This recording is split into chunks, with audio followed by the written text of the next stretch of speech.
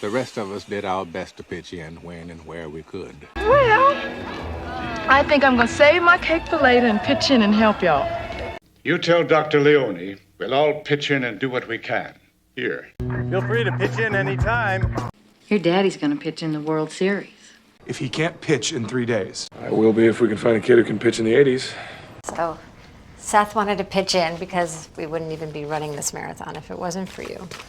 Dark Web wanted to punish them, so I wanted to pitch in to fight for the cause. Any father would be thrilled to watch their son pitch in the big game. Sometimes mommies want daddies to pitch in and help out and do things, and those are called responsibilities.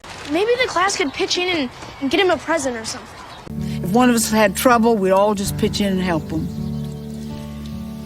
You're on deliveries, and you may have to pitch in and do some counter work. Okay. Now, I expect you all to pitch in and keep the morale up as we go through this. You know, I bet that kid is